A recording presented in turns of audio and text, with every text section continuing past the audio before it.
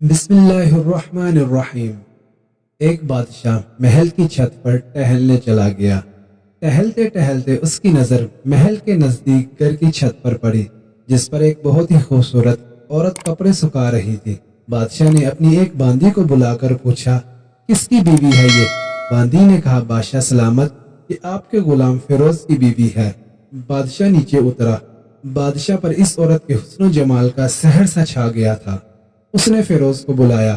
فیروز حاضر ہوا تو بادشاہ نے کہا، فیروز، ہمارا ایک کام ہے، ہمارا یہ خط فلاں ملک کے بادشاہ کو دے آؤ اور اس کا جواب بھی ان سے لے آنا۔ فیروز بادشاہ کا حکم سر آنکھوں پر اور اس خط کو لے کر گھر واپس آ گیا۔ خط کو اپنے تکیے کے نیچے رکھ دیا، سفر کا سامان تیار کیا، رات گھر میں گزری اور صبح منزل مقصود پر روانہ ہو گیا، اس بات سے لا علم کہ بادشاہ نے اس کے ساتھ کیا چال چلی ہے۔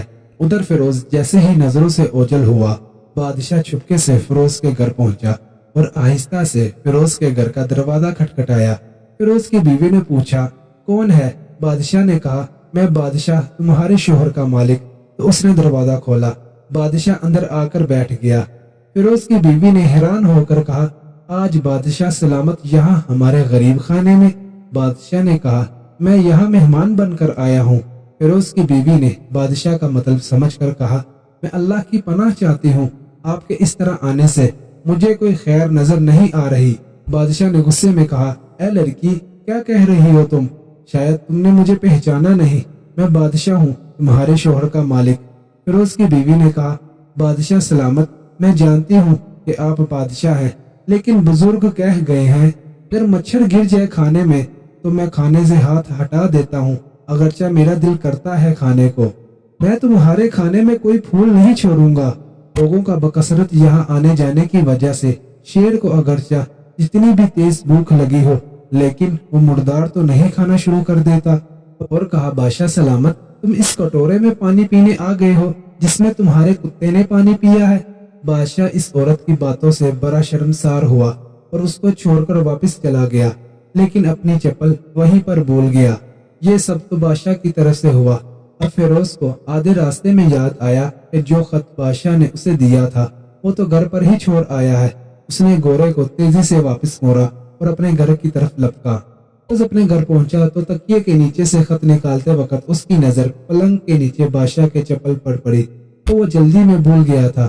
فیروز کا سر چکرا کر رہ گیا اور وہ سمجھ گیا کہ بادشاہ نے اس کو سفر پر صرف اس لیے بھیجا تھا کہ وہ اپنا مطلب پورا کر سکے۔ روز کسی کو کچھ بتائے بغیر چپ چاپ گھر سے نکلا، خط لے کر وہ چل پڑا اور کام ختم کرنے کے بعد بادشاہ کے پاس واپس آیا تو بادشاہ نے انعام کے طور پر اسے 100 دینار دیے۔ روز دینار لے کر بازار گیا اور عورتوں کے استعمال کی قیمتی کپڑے اور کچھ تحائف بھی لیے۔ گھر پہنچ کر بیوی کو سلام کیا اور کہا، چلو تمہارے میکے چلتے ہیں۔ بیوی نے پوچھا، یہ کیا ہے؟ کہا، بادشاہ نے انعام دیا ہے اور میں چاہتا ہوں کہ یہ پہن کر اپنے گھر والوں کو بھی دکھاؤ۔ بیوی، جیسے آپ چاہیں۔ بیوی تیار ہوئی اور اپنے والدین کے گھر اپنے شوہر کے ساتھ روانہ ہوئی۔ داماد اور بیٹی کو ان کے لیے لائے گئے تحائف کو دیکھ کر وہ لوگ بہت خوش ہوئے۔ فیروز بیوی کو چھوڑ کر واپس آ گیا اور 1 مہینے گزرنے کے باوجود بھی بیوی کا نہ پوچھا اور نہ اسے واپس بلایا۔ پھر کچھ دن بعد اس کے سالے اس کے سامنے آئے اور اس نے پوچھا، فیروز، آپ ہماری بہن سے غصہ اور ناراضگی کی وجہ بتائیں یا پھر ہم آپ کو قاضی کے سامنے پیش کریں گے۔ تو اس نے کہا، تم چاہو تو کر لو، لیکن میرے ذمہ اس کا ایسا کوئی حق باقی نہیں جو میں نے ادا نہ کیا ہو۔ وہ لوگ اپنا کیس لے کر قاضی کے پاس گئے تو قاضی نے فیروز کو بلایا۔ قاضی اس وقت بادشاہ کے پاس بیٹھا ہوا تھا۔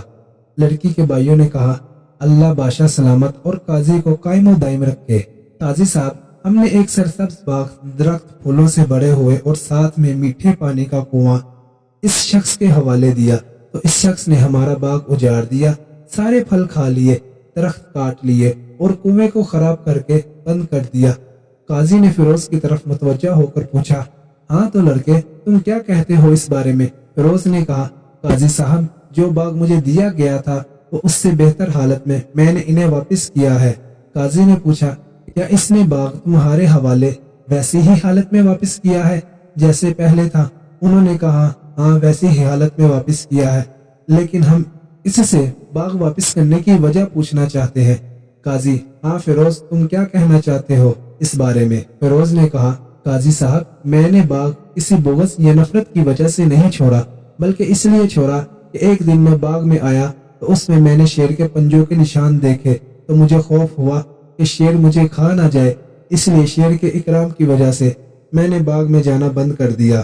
بادشاہ جو ٹیک لگائے یہ سب کچھ سن رہا تھا، اٹھ کر بیٹھ گیا اور کہا: فیروز، اپنے باغ کی طرف امن اور مطمئن ہو کر جاؤ، واللہ اس میں کوئی شک نہیں کہ شیر تمہارے باغ میں آیا تھا، لیکن وہ وہاں پر نہ تو کوئی اثر چھوڑ سکا اور نہ کوئی پتا توڑ سکا اور نہ ہی کوئی پھل کھا سکا۔ وہ وہاں پر تھوڑی دیر رہا اور مایوس ہو کر لوٹ گیا، اور خدا کی قسم میں نے کبھی تمہارے باغ کے گرد لگی مضبوط دیواریں نہیں دیکھی۔ تو فیروز اپنے گھر لوٹ آیا اور اپنی بیوی کو بھی واپس لے آیا۔ نہ تو قاضی کو پتا چلا اور نہ ہی کسی اور کو کہ ماجرا کیا تھا۔ کیا خوب بہتر ہے اپنے اہل و عیال کے راز چھپانا تاکہ لوگوں کو پتہ نہ چل سکے، اپنے گھر کے بید کسی پہ ظاہر نہ ہونے دو۔ اگر آپ کو یہ سٹوری اچھی لگی ہے تو میرے چینل کو لائک کریں اور سبسکرائب کریں اور بیل آئیکن کے بٹن پر پریس کر دیں۔